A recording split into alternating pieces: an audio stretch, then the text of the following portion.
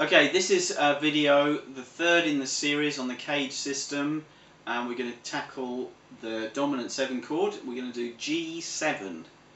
Okay, just briefly, the notes of G7 are G, B, D, and F natural. Okay, following on from our CAGED system, the lowest chord we can play in G7, funnily enough, is a G7 shape. Okay, this shape, nobody bothers to learn it, but we've got to learn it. It's there. Okay, this chord is quite a difficult one to make into a bar chord, but we'll cover it when we get back up. We'll get up to the top of the guitar here. Okay, next chord in our CAGED system, if we're saying the word CAGED, C-A-G-E. Okay, let's look at the E7.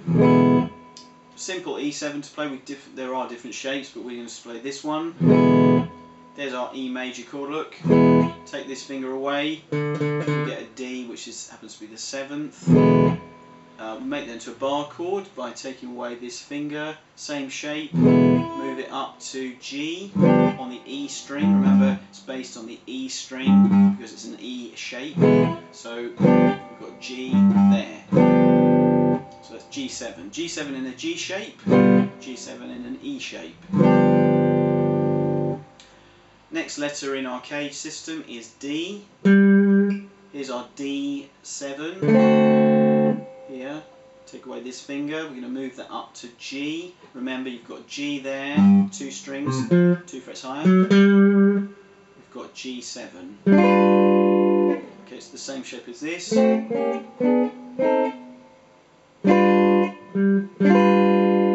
G shape, E shape, D shape. Okay, that's my favourite one, that one. It's good. My next favourite one is the C shape. So let's look at C. We've got C7. We're adding in a B flat there on the G string. Again, it's not strictly a bar chord because we're not barring across. We're just playing these 4 strings we've got our fingers on. This is based on the A string, so we need to find a G on the A string. Easy peasy. We're going up to A, down to G. There we go. Makes the same shape as C. Move it all the way up here. Got G there, G7. Okay, G shape, E shape, D shape, C shape. It's quite crunchy, that one, isn't it? Great chord. BB King kind of sound. Okay, next one, CAGED A. Again, we're based around this same root note because we're on the A string, so we don't need to find that again because we've already found it. Let's look at A, A7. Here's A major, take out the middle, get G, it's the 7th note. There we go. We're moving that up to the 10th position. Get G7. So G7, G shape, E shape, G7, D shape, G7, C shape, G7, A shape. Okay, the next chord is going to be our G shape again because we've run out of CAGED system. So this chord is quite hard to play as a bar chord. It's a bit of a pig to play with all the fingers all squashed in.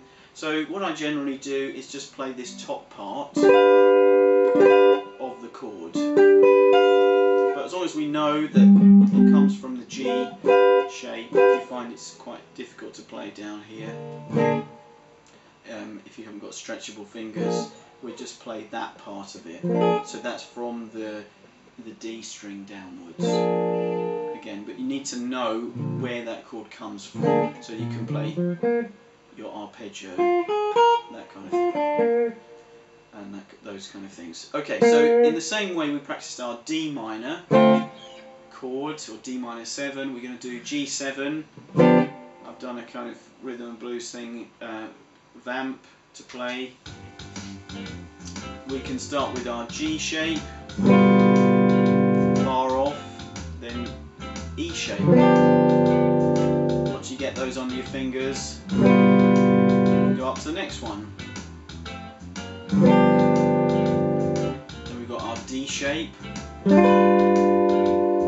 got our C shape, and A shape, and our cheating G shape. Okay, you can do all the exercises that I showed you on the D minor, doing the leapfrogging, going back, and so on. Another thing you could do, a lot of times in our 7 chords, you approach the chord chromatically from the chord below. So, for instance, if we're playing our E shape, we could do this: 1, 2, 3. The same with the D shape.